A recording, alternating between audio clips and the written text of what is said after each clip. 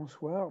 Certaines personnes, notamment des élèves, m'ont demandé de présenter l'office du vendredi soir, qu'on appelle Kabbalat Shabbat. Alors, vous avez devant vous le Sidour qui a été téléchargé à partir du site donc Judaïsme en mouvement. Vous allez sur les offices et vous avez un lien Sidour J'aime Copernic. Et donc, vous pouvez télécharger. Il y a 20 pages qui sont présentées ici.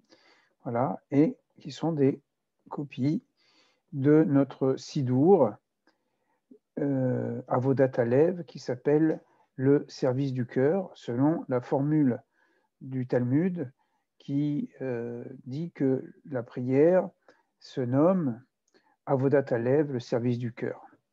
Et donc c'est notre prédécesseur, le rabbin Williams, qui avait donné ce nom à ce Sidour. Le mot Sidour vient de la racine seder, ça veut dire l'ordre, puisqu'il s'agit d'un ordonnancement des prières. Alors, aujourd'hui, je vais vous présenter très rapidement les différents offices. Ensuite, on y reviendra plus en détail. Le début s'appelle Kabbalat Shabbat. Et en général, lorsqu'on rentre à la maison de prière, en fait, oui, quand on rentre à la maison de prière, Bet Knesset, la maison de rassemblement exactement, eh bien, à Copernic, c'est le chœur qui nous accueille, toujours avec de très beaux airs, c'est une très belle voix professionnelle, et qui chante ces versets qui sont tirés soit de la Torah, soit des psaumes, qui prépare en quelque sorte par le chant notre concentration pour la prière. Donc c'est le Matovu qui se trouve dans le livre des Nombres, c'est la prière ou l'éloge que fait Balaam au peuple d'Israël, qui était venu pour maudire Israël, mais qui va bénir Israël. Matovu alecha Yaakov, que tes tentes sont belles, ô Jacob, tes demeures, ô Israël. Ensuite, eh bien, nous passons à l'allumage des bougies. Donc, Adlakat Nerot, c'est une mitzvah qui incombe tout particulièrement à la femme, mais aussi l'homme peut le faire, qui consiste à faire entrer le Shabbat par l'allumage des bougies. Ça n'empêche pas d'allumer aussi les bougies ou les veilleuses à la maison, mais nous le faisons aussi à la synagogue pour faire entrer le Shabbat à la synagogue et aussi pour les personnes qui ne le feraient pas à la maison, pour être acquittés par cet accomplissement. Soit il y a des bat mitzvah, des jeunes filles qui vont rester à la bénédiction, sinon on demande à une dame de la communauté de réciter. C'est une bénédiction qu'on appelle de mitzvot, puisqu'elle contient béni sois-tu éternel notre Dieu, Melech Olam, Asher Kideshanu Bemizot Avetsivanu, qui nous a sanctifiés, distingués par ses commandements et nous a demandé d'allumer la lumière du Shabbat. Donc on reviendra sur tout ça, je donne simplement une présentation générale.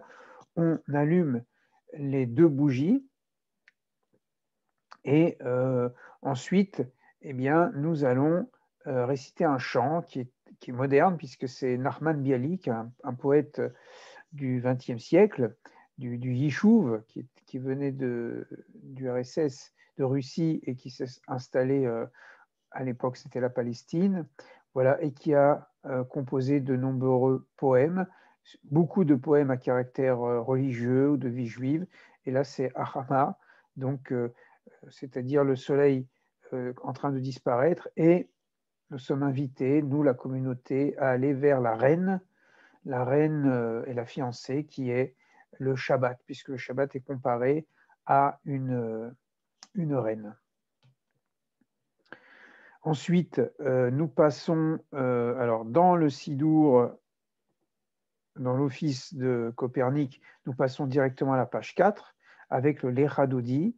Donc, viens mon bien-aimé au devant de ta fiancée, le Shabbat paraît, allons le recevoir.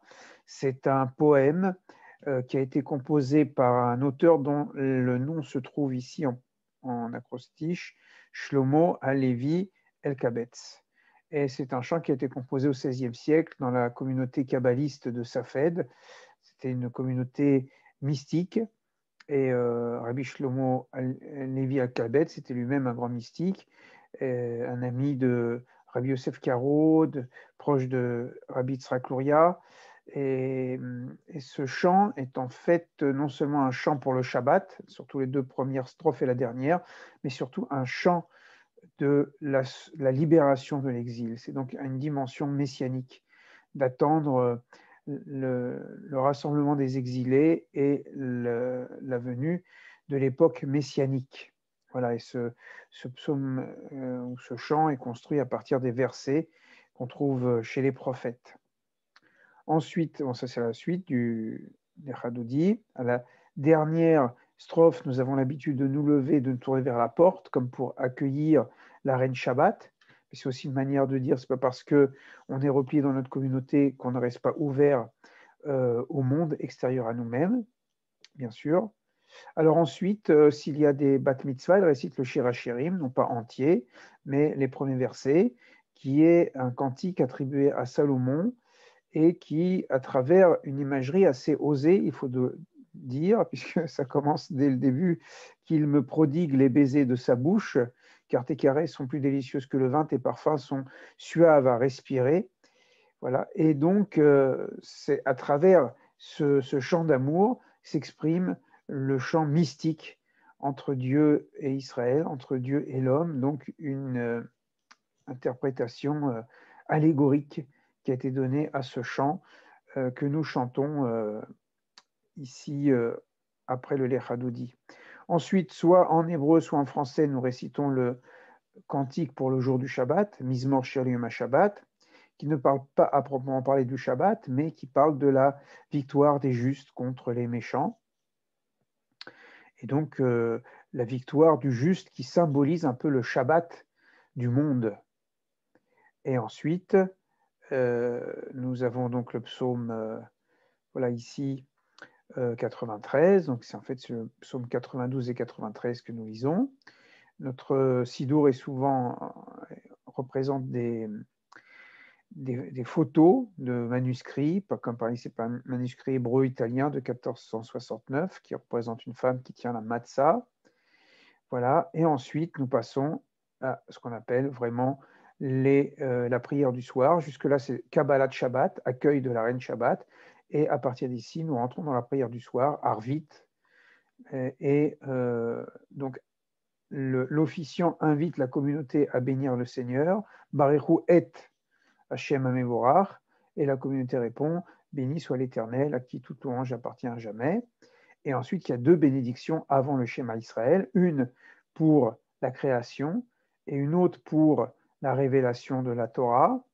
Et ensuite, on passe au Shema Israël. On dit souvent c'est la prière la plus importante, surtout le premier verset. Écoute Israël, l'Éternel notre Dieu, l'Éternel est un. Proclamation du monothéisme et suivi de 3 paragraphes qui sont tous les 3 tirés de la Torah. Unité de Dieu, amour de Dieu, tu aimeras l'Éternel ton Dieu. Comment on aime Dieu? On traduit cet amour à travers des actes. On n'aime pas, on donne des preuves d'amour. Donc, deuxième paragraphe qui concerne les mitzvot et le bien que l'on peut tirer de la pratique des mitzvot, mais aussi si on ne respecte pas les commandements, si on ne respecte pas une éthique au sein de notre existence, eh bien nous perturbons en quelque sorte l'harmonie du monde, comme nous le voyons souvent dans notre monde, de notre histoire. Les derniers paragraphes qui parlent des tzitzit, des franges rituelles, qu'on ne met pas la nuit, uniquement le jour, mais les officiants, dans beaucoup de communautés, surtout de rite ashkénaze, et portent aussi le talit avec les franges rituelles pour honorer la communauté. Voilà. Ensuite, nous avons la bénédiction après le schéma Israël. En fait, il y en a deux. Il y a d'abord la confiance en Dieu, le Créateur qui a délivré Israël. Donc, création, ensuite révélation, libération. Et comme nous sommes la nuit, avant de nous coucher, nous demandons aussi à Dieu sa protection. Ashkivenu, Avinu et Shalom. Ô Éternel notre Dieu, fait que nous endormions dans l'apaisement. Souvent, les enfants, d'ailleurs, les bar mitzvah ou bat mitzvah, lisent ce texte en hébreu et ensuite la traduction en français. Ensuite, l'officiant récite un passage qui est tiré de la Torah. Les enfants d'Israël garderont le Shabbat. Le Shabbat est appelé Hot, un signe, et une alliance entre Dieu et Israël à maintenir de génération en génération. C'est pour ça que nous gardons le Shabbat par la prière, par le Kiddush, par le fait de ne pas s'adonner à des activités économiques, voilà, mais de se consacrer à l'étude, à la prière, à la famille, à la communauté, et à refaire son âme en quelque sorte pour repartir sur une nouvelle semaine après. Le Kaddish, on reviendra sur le Kaddish, la sanctification du nom de Dieu. Les fidèles répondent Amen à ce Kaddish. Ensuite, nous avons la Amida, non pas avec les 18 bénédictions, mais avec les 7 bénédictions. Là, une petite erreur de copier-coller. C'est-à-dire que justement, il y a 18 bénédictions en semaine, mais le Shabbat, il n'y a pas de demande particulière. Il y a juste les 3 premières bénédictions, les 3 dernières, qui sont communes à toutes les Amidas, les prêts restés debout à voix basse, et une seule bénédiction, qui est béni sois-tu éternel, mais Kadesh à Shabbat, qui sanctifie le Shabbat. Voilà, donc cette Amida est récitée à voix basse, chacun à son rythme. Donc si vous savez bien lire, ben, vous lisez tout. Si vous ne savez pas bien lire, vous lisez la première phrase, le premier chapitre, à votre rythme. Comme disent les maîtres, ce n'est pas de faire beaucoup, un peu ou prou, l'important est d'orienter son cœur vers Hachem, vers le Saint béni soit-il. Voilà. Donc une fois que terminé cet office à voix basse, l'officiant commence par réciter la première partie du Kiddush, la sanctification du jour. Donc j'ai dit tout à l'heure, pour les personnes qui ne récitent pas le Kiddush à la maison, ils sont acquittés par ce Kiddush, mais beaucoup de fidèles, la majorité, lorsqu'ils rentrent à la maison, récitent aussi le Kiddush. La première partie, c'est le texte qui clôture la création, donc au début de la Genèse. Le 6e jour, les cieux et la terre et toute leur armée furent achevés. Et ensuite, Dieu a fait le Shabbat. Voilà.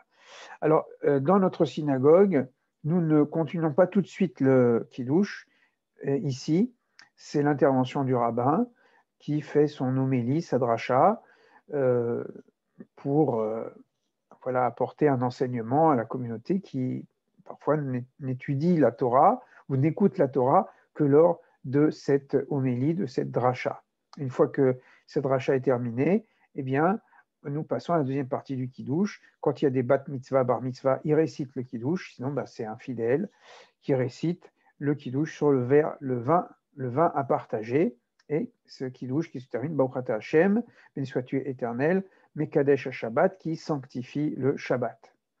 Ensuite, allez-nous les Shabbat, donc reconnaissance de l'unité de Dieu, et aussi, nous y reviendrons, ce deuxième paragraphe qui est l'espérance juive de voir l'humanité reconnaître le monothéisme et une humanité fraternelle. On récite souvent aussi en français, on alterne l'hébreu et le français pour que tout le monde puisse comprendre. Et ensuite, nous récitons donc la prière à la mémoire des défunts, qu'on appelle la Ashkaba. Ashkaba, ça veut dire la prière pour ceux qui dorment dans la poussière, ou bien on appelle aussi le Yizkor, le souvenir. Et nous rappelons tous les défunts de l'année écoulée. Donc il y a des fois plusieurs noms, plusieurs pages, mais on honore chaque famille à travers le nom du défunt. Et ensuite, c'est ce qu'on appelle le Kaddish des endeuillés. Donc ici, encore un autre Kaddish, qui est un Kaddish plus long. C'est celui d'officiant général, il est plus court. On a vu tout à l'heure avant la Nida. Là, il est plus long.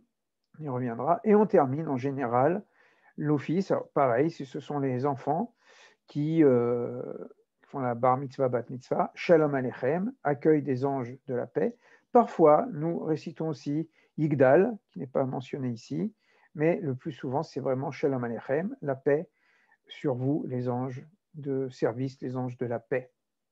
Voilà une présentation rapide. Alors, je vous souhaite une bonne journée, une bonne soirée, une bonne semaine, et j'espère que cela vous aidera pour votre office du vendredi soir, que vous pouvez suivre soit en présentiel, soit par streaming. À bientôt. Au revoir.